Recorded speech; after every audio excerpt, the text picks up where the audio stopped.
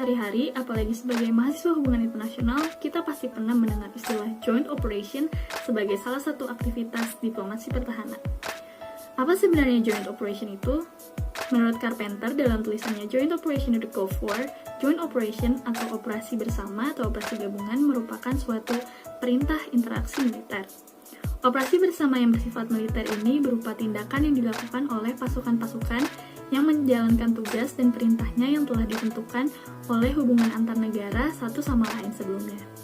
Gabungan kekuatan itu sendiri terdiri dari suatu elemen signifikan yang ditugaskan kepada dua atau lebih departemen militer yang beroperasi di bawah suatu komandan pasukan gabungan yang tunggal. Materi yang akan dibawakan oleh kelompok kami adalah Joint Operation dengan studi kasus Perang Teluk Kedua atau The Second Gulf War. Kemudian, hipotesa kelompok kami adalah joint operation dalam Gulf War kedua berhasil dilakukan untuk menekan eskalasi konflik. Salah satu tujuan dari diplomasi pertahanan adalah berkontribusi terhadap penyelesaian konflik serta menekan terjadinya ketegangan di antara negara-negara yang berkonflik dan agar konflik tersebut tidak memiliki dampak yang lebih luas lagi. Maka dari itu, kelompok kami merumuskan masalah apakah joint operation yang dilakukan pada Gulf War II ini berhasil menekan eskalasi konflik atau tidak. Sebelum kami masuk menuju main topik serta analisis dari kelompok kami, di sini kami sebelumnya akan menjelaskan terlebih dahulu apa itu joint operation. Merujuk dari bacaan The Velvet Gauntlet, bahwa joint operation merupakan salah satu bentuk diplomasi pertahanan military to military atau sebuah instansi pertahanan negara dengan tujuan untuk mengkomunikasikan ide, pandangan, dan juga kebijakan dari satu negara ke negara lainnya dengan tujuan damai. Perang Teluk II ini atau Gulf War ini terjadi sekitar tahun 1990 hingga 1991. Duduk masalahnya adalah perebutan salah satu negara yang ada di Timur Tengah yaitu negara Kuwait. Diawali dari Perang Gulf War I yaitu negara Irak menginvasi negara Kuwait. Meskipun Perang Gulf War II ini hanya terjadi sekitar 7 bulan saja, namun Gulf War II ini memiliki dampak yang cukup besar. Dan negara yang terlibat dalam joint operation di Gulf War II ini terdiri dari dua kubu. Yang pertama adalah kubu yang mengirimkan personilnya dalam United Nations Security Council yang anti-Irak, yang terdiri dari negara-negara ada 34, ada Amerika Serikat, Arab Saudi, Argentina, Australia, Bahrain, Bangladesh, Belanda, Belgia, Kanada, Mesir, Perancis, Italia, dan masih banyak lagi. Kemudian juga ada negara kubu kedua. Kubu kedua ini terdiri dari negara-negara yang pro terhadap negara Irak, yaitu ada negara Irak itu sendiri, ada Uni Soviet, serta juga ada negara Korea Utara. Pasca Perang Teluk I yang mengakibatkan perekonomian Irak mengalami penurunan yang cukup drastis, terutama di bidang infrastruktur, mencapai 67 miliar dolar Amerika Serikat. Hal tersebut dikarenakan biaya Perang Teluk I yang cukup memakan banyak dan mengakibatkan negara Irak sendiri memerlukan pinjaman dana dari negara lain sebesar 75 hingga 80 miliar dolar Amerika Serikat.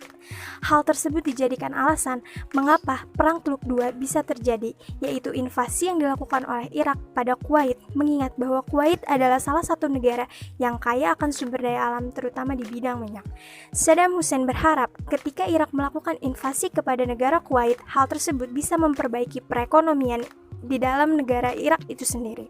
Saddam Hussein menuduh Kuwait telah merebut wilayah yang kaya akan minyak, yaitu wilayah Rumaillah, mengingat bahwa wilayah tersebut dijadikan wilayah yang bersengketa antara Irak dan Kuwait.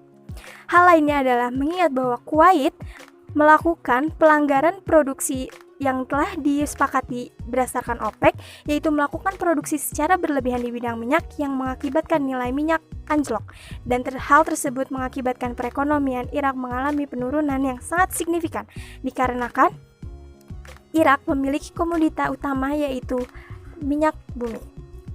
Berdasarkan perspektif realis yang mengedepankan power, hal ini sangat sejalan, mengingat bahwa Irak melakukan invasi yang didasari atas kapabilitas powernya tanpa memperdulikan negara lain.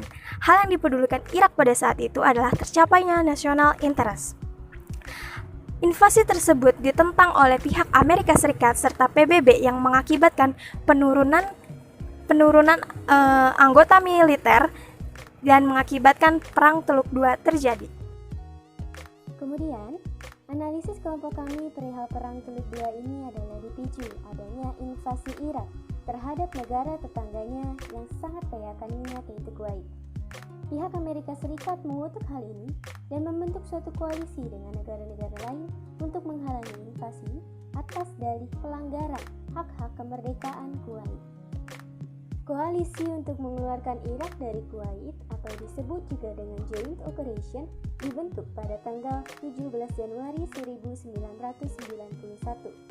dengan nama Operation Desert Storm.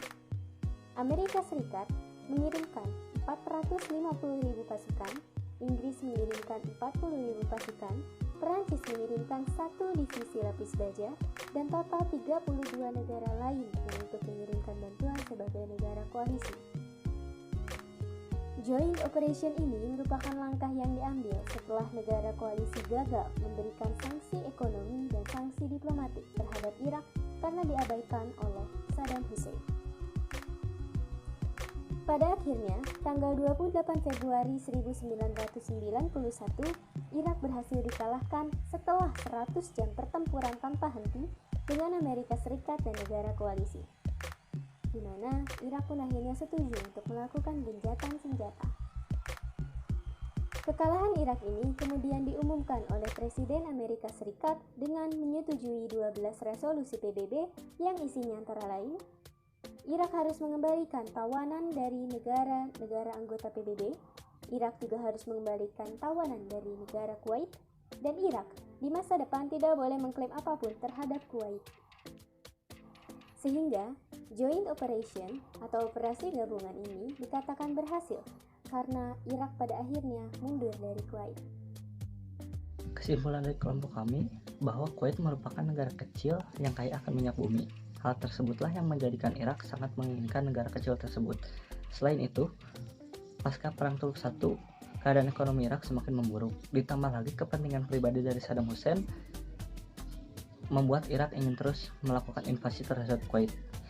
Konsep Joint Operation yang dilakukan untuk mengatasi kasus Perang Teluk II ini yaitu dengan melakukan operasi gabungan militer antara Amerika Serikat dengan koalisi PBB dalam menghadapi Perang Teluk II ini, di mana Amerika Serikat bersama koalisinya mengumpulkan pasukan untuk bergabung dalam pasukan PBB sebagai koalisi anti-Irak. Berbagai cara diplomasi telah dilakukan untuk menghentikan Irak, tetapi gagal dan Irak terus melakukan penyerangan.